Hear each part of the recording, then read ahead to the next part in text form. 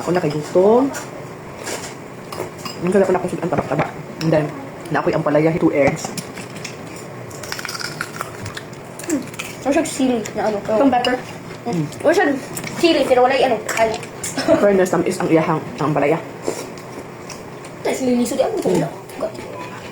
Tamis siya. Pag hinubi ang palaya kay tamis. Of course, tabak gihapon kay daghan ang akong naluto.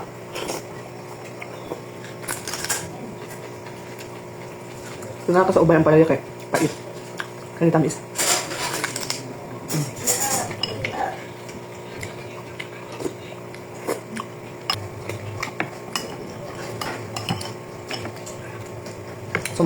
Sumauni ako umad. Ito na ko is kuan. Malasado.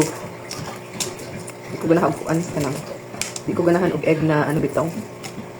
Kanang gahi. Kanang ano. Gusto na ko sa egg kanang.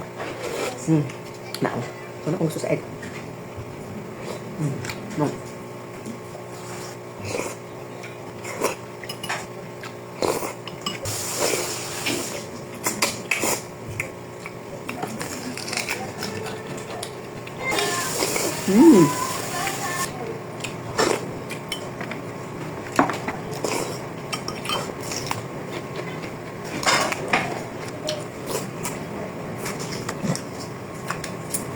Ang palaya dito sa garden ako. Tamis tayo.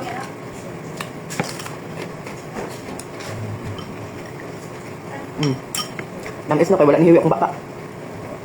Hinog na siya. Galay ang mga buto-buto.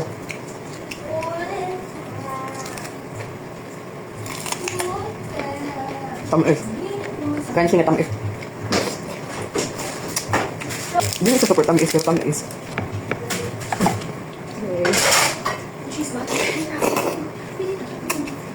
Karon pa ito kanin. Karon pa ko ang palaya nga tamis. Sigaran ang palaya pait man. Kano yan? Fresh harvest. Tulo siya pait. Ano po ko'y harvest sunon dito. Sunod adlaw. Yan, naka-harvest ko kuan. Patola nga dako kaayo. Mao na pud to tong lutuon tanga na itlog. Kanila akong egg kay organic. Malasado.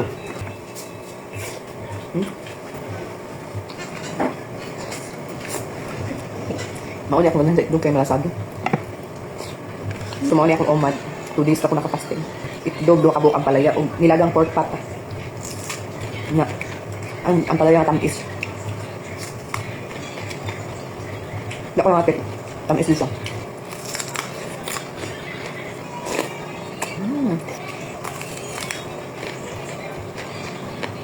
Lamig di ay pa. Kung ikaw nagtanom, fresh harvest, tamis na siya. Ambot na akong sa variety man eh. Nakalimot ko sa variety ani, basta napalit na ko ang liso ani sa Shopee.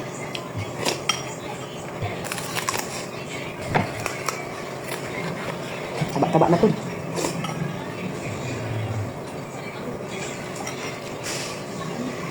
Bintahan ko naman na ka kay malibre ka upuan, malibre ka gulay.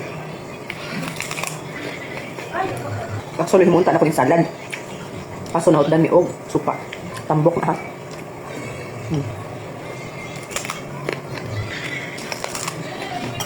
Taba-taba.